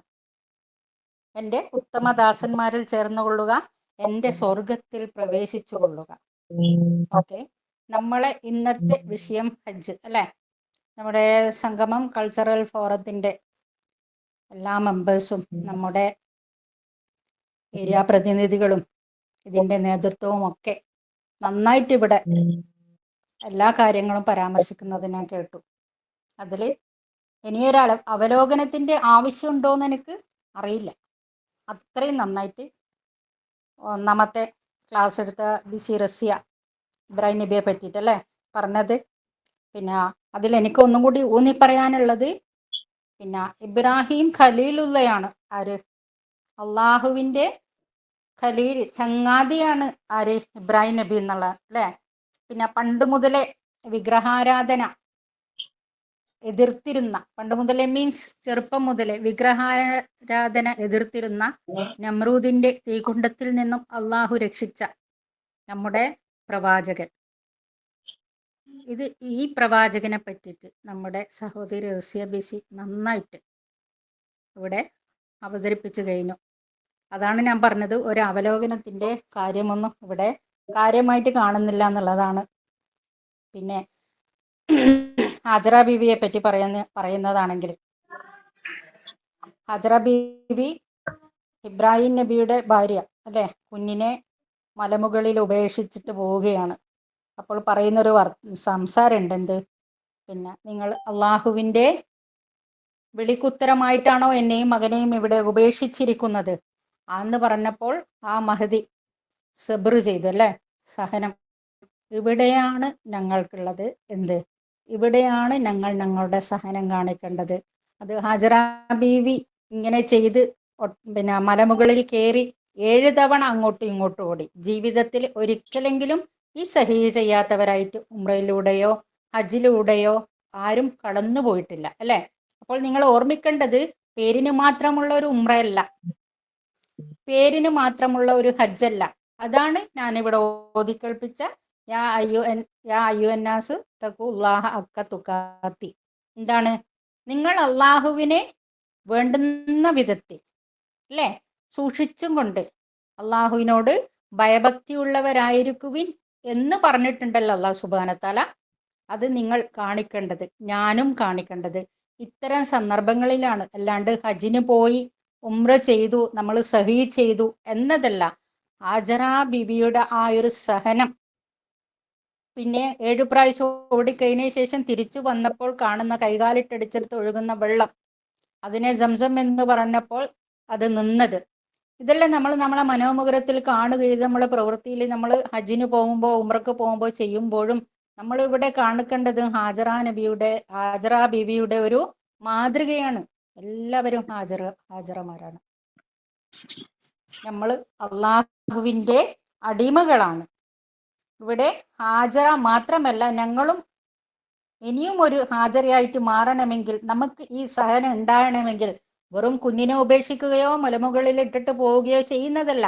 നമ്മുടെ ജീവിതത്തിലുടനീളം അള്ളാഹു സുബ്ഹാനഹു വ തആല പറഞ്ഞ എല്ലാ വിധി വിലക്കുകളും സഹനത്തോട് സബൂറോട് കൂടി നമ്മൾ അനുഷ്ഠിക്കണം എന്നുള്ളതാണ് നമുക്ക് തന്ന ഒരു മാതൃക. പിന്നെ ഇവിടെ പറഞ്ഞിരിക്കുന്നത് ഇസ്മായിൽ നബി അലൈഹി സ്വലാമിൻ്റെതാണ് അല്ലേ. എനിക്ക് ആലോചിക്കാന്ന് വെച്ചാൽ എൻ്റെ മനസ്സിൽ ആദ്യം വരുന്നത്, നമ്മൾ പണ്ട് മുതലേ കേൾക്കുന്ന ഒരു പാട്ടാണ്. എന്താണ്, ഇബ്രാഹിം ഖലീലുള്ള ഉറക്കം പൂണ്ടേ അല്ലേ, ആ ഒരു പാട്ട്. പിന്നെ അപ്പൊ ഇസ്മായിൽ നബി അലൈഹി സ്വലാം പറയുകയാണ്, ഉടനെ കഴുത്തൻ്റെതറുക്കൂ ബാപ്പാ, അല്ലേ? ചെറിയ കുട്ടിയാണ്, എന്നിട്ട് പറയാണ് ഉടനെ എൻ്റെ കഴുത്തിറക്കുക. അപ്പം പിതാവിനേക്കാളും നിശ്ചയദാർഢ്യം, അല്ലേ? അള്ളാഹുവിലേക്ക് ഓടിപ്പോകുവാനുള്ള ഇഷ്ടം, അള്ളാഹുവിൻ്റെ പ്രീതി, നേരത്തെ ഞാൻ പറഞ്ഞ് അള്ളാഹുവിൽ സംപ്രീതനായിക്കൊണ്ട്, അല്ലേ? പ്രീതി നേടിക്കൊണ്ട്, അപ്പൊ അള്ളാഹുവിലേക്ക് പോകാനുള്ള ഒരു തിടുക്കം എങ്ങനെയായിക്കൊണ്ട് പ്രീതി നേടിക്കൊണ്ട് പോകുവാനുള്ള ഒരു തിടുക്കമാണ് ഇസ്മായിൽ നബിയുടെ ജീവിതത്തിൽ നമുക്ക് കാണാനുള്ളത്. പിന്നെ ഇവിടെ പിന്നെ പറഞ്ഞത് മുഹമ്മദ് നബി സല്ലല്ലാഹു അലൈഹി വസല്ലമയുടെ കാര്യം, അല്ലേ? നബി സല്ലല്ലാഹു അലൈഹി വസല്ലമ, നമ്മുടെ മുത്ത് നബി സല്ലല്ലാഹു അലൈഹി വസല്ലമ എങ്ങനെയായിരുന്നു എന്നാണ് ആയിഷ റളിയല്ലാഹു പറഞ്ഞത്. എങ്ങനെയാണ് ഇസ്ലാമിനെ മറ്റുള്ളവർക്ക് മുന്നിൽ എത്തിച്ചു കൊടുത്തിരിക്കുന്നത്? ചലിക്കുന്നൊരു ഖുർആനാണെന്നാണ് പറഞ്ഞിരിക്കുന്നത് നബി സല്ലല്ലാഹു. ചലിക്കുന്ന ഒരു ഖുർആൻ, ചലിക്കുന്ന ഒരു ഖുർആൻ എന്നാണ് പറഞ്ഞിരിക്കുന്നത്. അപ്പോൾ എന്തായാലും നമുക്ക് മനസ്സിലാക്കാനല്ലേ, നമ്മൾ ഇന്നത്തെ പോലെ ഓഡിയോ കാസറ്റുകളോ അല്ല ക്ലാസ്സുകളോ അല്ല കുറേ സ്കോഡ് വർക്കുകളോ എന്നതല്ല നബിയുടെ മാതൃക. എന്താണ്? ജീവിച്ച് കാണിച്ചു കൊടുക്കുക ചെയ്തത്.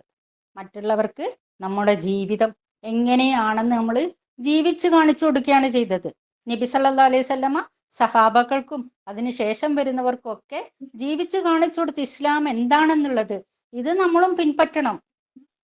നമ്മുടെ ജീവിതത്തിലൂടെയാണ് നമ്മൾ മറ്റുള്ളവർക്ക് മാതൃകകളായിട്ട് മാറേണ്ടത്, അല്ലേ? അങ്ങനെയല്ലേ ചെയ്യണ്ടേ? അല്ലാണ്ട് കുറേ പിന്നെ എന്താ പറയണ്ടേ, ക്ലാസ് നടത്തിയിട്ടും ഇതൊക്കെ. ക്ലാസ്സും സ്കോഡൊന്നും നടത്തണ്ടെന്നല്ല പറഞ്ഞത്, ഇതിലല്ല ഇതും വേണം. അതോടൊപ്പം നമ്മുടെ ജീവിതത്തിൽ എന്തൊക്കെയാണ് നമ്മൾ നടത്തുന്നത്. നമ്മളൊരു ക്ലാസ് എടുത്തിട്ട് വന്നു കഴിഞ്ഞാൽ മറ്റുള്ളവരെക്കാളും ജനങ്ങൾ നമ്മളെ വീക്ഷിക്കുന്നുണ്ട്. എങ്ങനെ നമ്മുടെ ജീവിതം എന്താണെന്ന് കാണാൻ. അല്ലാഹു സുബ്ഹാനഹു തആല നമ്മളെ ഉറ്റുനോക്കിക്കൊണ്ടിരിക്കുകയാണ്, നമ്മൾ പറയുന്നതാണോ നമ്മളെ ജീവിതത്തിലേക്ക് അനുവർത്തിച്ചു പോകുന്നതെന്ന്.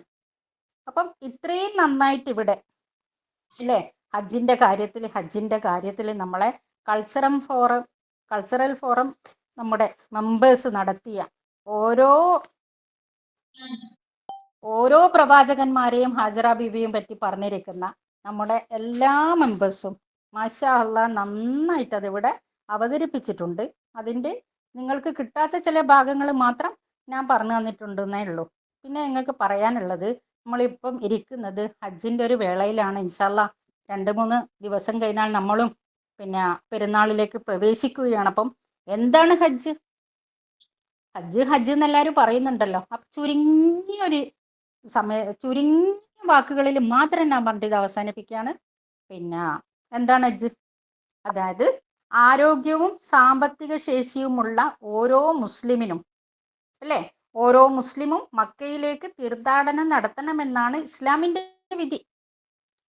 ഫസ്റ്റത്തെ നമ്മൾ അധ്യക്ഷ പ്രസംഗത്തിൽ ഫസ്ന ബഷീർ പറഞ്ഞതും അത് തന്നെയാണ്, അല്ലേ? നമ്മൾ ആരോഗ്യവും സമ്പത്തും ഉണ്ടെങ്കിൽ നമ്മൾ എന്തായാലും, നമ്മൾ പണ്ടേ മദ്രസയിൽ നിന്ന് പഠിക്കുന്നതാണ് ഹജ്ജിന് പോകണമെന്നുള്ള കാര്യം. പിന്നെ ഈ തീർത്ഥാടനമാണ് ഹജ്ജ്. ഏത് തീർത്ഥാടനം? മക്കയിലേക്ക് നമ്മൾ പോവുകയാണ്. നമ്മൾ ആരോഗ്യത്തോടെയും സാമ്പത്തിക ശേഷിയോടുകൂടിയും ഇതിനെല്ലാം ഉപരിയായിട്ട് നമ്മുടെ മനസ്സിനെ തഖ്വയിലേക്ക് അധിഷ്ഠിതമാക്കിക്കൊണ്ട് അള്ളാഹുവിനെ സൂക്ഷിച്ചുകൊണ്ട് നമ്മുടെ ഹജ്ജ്, നമ്മൾ പറയുന്നുണ്ട് ഹജ്ജ് ചെയ്ത ഓരോരുത്തരും പിഞ്ചു പൈതലിനെ പോലെയാണെന്ന്. അങ്ങനെയാണോ ഇന്ന് ഞാനും നിങ്ങളും ഹജ്ജ് ഉംറയും ചെയ്തതിന് ശേഷം എന്തെല്ലാം വേണ്ടാദിനങ്ങൾ നമ്മൾ നടത്തുന്നുണ്ടല്ലേ? അപ്പം അത്രയും സൂക്ഷ്മതയോടുകൂടി ചെയ്യുന്നത് തന്നെ തീർത്ഥാടനത്തിനാണ് ഹജ്ജ് എന്ന് പറയുന്നത്. വ്യത്യസ്ത ദേശക്കാരും, അല്ലേ, അവിടെ എത്ര ആൾക്കാരാണുള്ളത്, എത്ര ഭാഷക്കാരാണുള്ളത്, എത്ര വർണ്ണക്കാരാണുള്ളത്, ലക്ഷക്കണക്കിന് ആളുകൾ ഹജ്ജ് മാസത്തിൽ മക്കയിൽ ഒരുമിച്ച് കൂടുന്നു. അതൊരു കാഴ്ച തന്നെയാണ്. ഒരു സമുദായത്തിനും ഇല്ലാത്ത ലക്ഷക്കണക്കിന് ആൾക്കാരുകൾ ഒന്നിച്ചു കൂടി അള്ളാഹുവിൻ്റെ ആ തിരുസന്നിധിയിലേക്ക് നടക്കുമ്പോഴുള്ള ലബ്ബൈക്ക് അല്ലാഹുമ്മ ലബ്ബൈക്ക് ചൊല്ലുമ്പോഴുള്ള നമ്മുടെ ആ ഒരു മനസ്സിൻ്റെ അവസ്ഥ ശരിക്കും തോന്നിപ്പോ ഇവിടെ തന്നെ അങ്ങ് മരിച്ചു പോയെങ്കിൽ അത്രയും നന്നായിരുന്നെന്ന്, അല്ലേ? നമ്മളങ്ങനെ ചിന്തിക്കാൻ പാടില്ല എന്നുള്ളതാണ്. പക്ഷെ മരിച്ചു പോയെങ്കിൽ എന്താണ്, നമ്മുടെ എല്ലാ പാപങ്ങളും പുറത്തിട്ടാണ് നമ്മൾ അള്ളാഹുവിൻ്റെ അടുത്തേക്ക് എത്തുന്നത്. അപ്പം ഹജ്ജ് മാസത്തിൽ മക്കയിൽ ഒരുമിച്ച് കൂടുന്നു എല്ലാവരും കൂടി. പിന്നെ മനസ്സിൽ ഒരേ ചിന്ത, ചുണ്ടിൽ ഒരേ മന്ത്രം ലബ്ബൈക്ക് അല്ലാഹുമ്മ ലബ്ബൈക്ക്, അല്ലേ?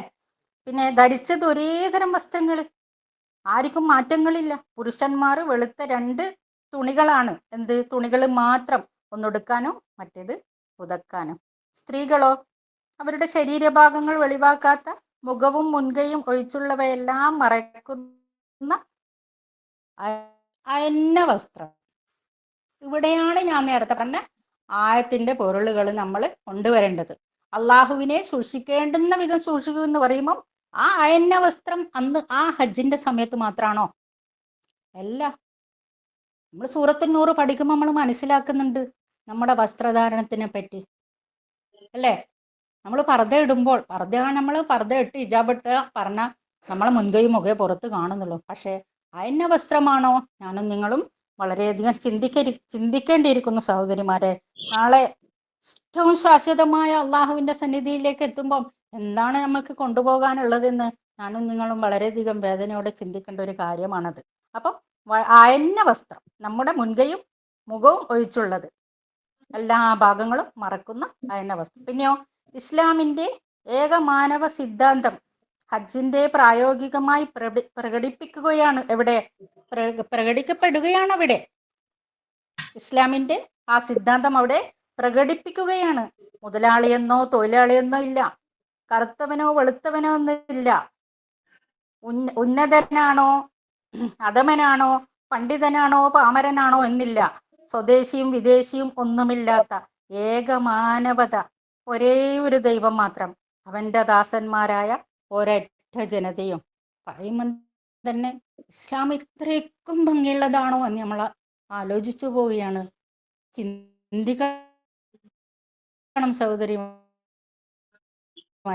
പോകുന്നതല്ല, നമ്മളെ മനസ്സിലൂടെ നമ്മൾ ചെയ്യുന്ന ഇബാദത്തിന്റെ ഒരു പൂർണ്ണ രൂപം അള്ളാഹുവിലേക്ക് എത്തിക്കൊണ്ടിരിക്കുകയാണ്. അതാണ് ഹജ്ജ്, അല്ലേ? നമ്മൾ എല്ലാ ഇബാദത്തുകളിലും പെട്ടതാണ് ഹജ്ജ്.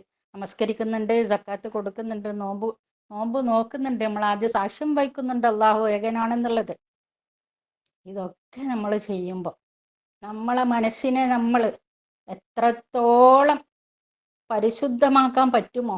നമ്മുടെ സംസാരമായാലും നമ്മുടെ പെരുമാറ്റമായാലും നമ്മുടെ വസ്ത്രധാരണ രീതി ആയാലും നമ്മുടേതല്ലാത്ത അന്യമതസ്ഥർ കാണുമ്പോൾ ഒരു മുസ്ലിം എന്നുള്ള ഒരു നല്ലൊരു ധാരണ അവരുടെ മനസ്സിലേക്ക് വരണമെങ്കിൽ നമ്മൾ മുഹമ്മദ് നബിയെ പോലെ ആകണമെന്നല്ല, ആകാൻ പറ്റൂല. പക്ഷെ കുറച്ചെങ്കിലും നമ്മളെ മാറ്റിക്കൊണ്ടുവന്ന് അള്ളാഹുവിൻ്റെ സവിധത്തിലേക്ക് എത്തുമ്പോൾ എന്തെങ്കിലും നമ്മളെ കൂടെ വേണം എന്നുള്ള ഒരു തയ്യാറെടുപ്പോടുകൂടി നമ്മുടെ എല്ലാ ഇബാദത്തുകളും, പ്രത്യേകിച്ച് ഇപ്പം ഹജ്ജ് മാസമായി, ഹജ്ജിന്റെ നാളുകളാണ് വരാൻ പോകുന്നത്. അപ്പൊ എല്ലാ ഇബാദത്തുകളും അള്ളാഹുവേ നീ സ്വീകരിക്കണമേ, നമ്മളെ മനസ്സിനെ നീ പരിശുദ്ധമാക്കണമേ എന്നുള്ള നിയത്തോടു കൂടി നമ്മളെ കാണുമ്പോൾ മാതൃകകളായി കണ്ടുകൊണ്ട്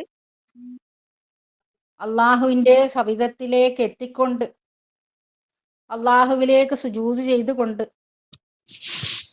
അത്രയും നമ്മളെ മനസ്സിനെ പരിശുദ്ധമാക്കിക്കൊണ്ട് തഖ്വയോടുകൂടി നാദാ നാളെ നിന്നെ കണ്ടുമുട്ടേണ്ട സമയം വരുമ്പോൾ അള്ളാഹ് ഞങ്ങളെ നീ എല്ലാവരെയും ഒരുമിച്ച് കൂട്ടി സ്വർഗത്തിലാക്കി തരണേ നാദാ. റബ്ബന ഹബലന അസ്വാജിന വദുരിയാത്തിന ഹുറത്തൈനൻ വജ്അൽനാ ലിൽ മുത്തഖീന ഇമാമ റബ്ബന ആതിന ഫിദ്ദുനിയ ഹസനതൻ വഫിൽ ആഖിറതി ഹസനതൻ വഖിന അദാബന്നാർ റബ്ബന തഖബ്ബൽ മിന്നാ ഇന്നക അന്തസ് സമീഉൽ അലീം വതുബ് അലൈനാ ഇന്നക അന്തത് തവ്വാബുർ റഹീം. ആമീൻ ആമീൻ ബിറഹ്മതിക യാ അർഹമർ റഹീമീൻ. ഈ ഭാഷണത്തിൽ വല്ല തെറ്റും വന്നു പോയിട്ടുണ്ടെങ്കിൽ എൻ്റെ സഹോദരന്മാർ എനിക്ക് ചൂണ്ടിക്കാണിച്ചു തരണം. അസ്സലാമു അലൈക്കും വറഹ്മത്തുള്ളാഹി വബറകാതുഹു.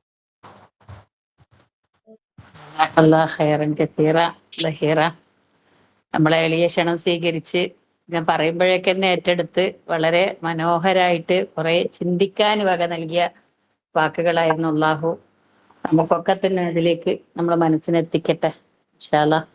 സമയം കഴിഞ്ഞ കുറെ അതിക്രമിച്ചത് കൊണ്ട് തന്നെ സമാപനത്തിലേക്ക് കടക്കുന്നു. നന്ദി പ്രകാശനത്തിന് വേണ്ടി ഷമീമയെ ആദരപൂർവ്വം ക്ഷണിക്കുന്നു. അസ്സലാമു അലൈക്കും വറഹ്മത്തുള്ളാഹി. നമ്മുടെ ഈ പരിപാടിയുടെ അധ്യക്ഷ ആദരണീയ society president Hasim Khan, secretary Rahim Khan, vice president Ashraf, cultural forum chairman Ruksana താഹക്കും എൻ്റെ പേരിലും കൾച്ചറൽ ഫോറത്തിന്റെ പേരിലും അതുമായി നന്ദി അറിയിച്ചുകൊള്ളുന്നു. ഇന്നത്തെ സാറ്റർഡേ ഇൻസൈറ്റ്സ് എന്ന പരിപാടിയിലൂടെ ഇബ്രാഹിം നബി അലൈഹി സ്വലാം, ഇസ്മായിൽ നബി അലൈഹി സ്വലാം, ഹാജറ ബീവി റളിയല്ലാഹു അൻഹ, മുഹമ്മദ് നബി സല്ലല്ലാഹു അലൈഹി വസല്ലമ എന്നിവരുടെ ത്യാഗത്തിന്റെയും വിശ്വാസത്തിന്റെയും ജീവിത പാഠങ്ങൾ വീണ്ടും ഓർമ്മിക്കാനും മനസ്സിലാക്കാനും നമുക്ക് സാധിക്കും. ഈ മഹത്തായ വ്യക്തിത്വങ്ങളെ കുറിച്ച് ഹൃദയസ്പർശിയായി അവതരിപ്പിച്ച എല്ലാ പ്രഭാഷകർക്കും, ഗാനങ്ങളിലൂടെ പരിപാടിക്ക് ഭംഗി പകർന്നവർക്കും, വായിച്ച പുസ്തകാനുഭവങ്ങൾ പങ്കുവച്ചവർക്കും, വിലയേറിയ അവലോകനം നൽകിയ വനിതാ വിഭാഗം ഏരിയ സമിതി അംഗം ലഹിറ സിറ്റി സാഹിബക്കും ഹൃദയം നിറഞ്ഞ നന്ദി അറിയിക്കുന്നു. ചരിത്രം കേൾക്കുക എന്നതിലുപരി അതിൽ നിന്ന് ജീവിതത്തിന് വഴികാട്ടുന്ന പാഠങ്ങൾ ഉൾക്കൊള്ളുക എന്നതാണ് ഏറ്റവും പ്രധാനപ്പെട്ടത്. ഇന്നത്തെ ഈ പരിപാടി അതിന് നമ്മെ സഹായിച്ചു എന്ന് വിശ്വസിക്കുന്നു. എല്ലാവർക്കും ഒരിക്കൽ കൂടി നന്ദി അറിയിച്ചുകൊണ്ട് ഞാൻ നിർത്തുന്നു. അസ്സലാമു അലൈക്കും വറഹ്മത്തുള്ളാഹി വബറകാതുഹു. ഈ പരിപാടി ഇവിടെ അവസാനിച്ചതായി അറിയിക്കുന്നു. അസ്സലാമു അലൈക്കും.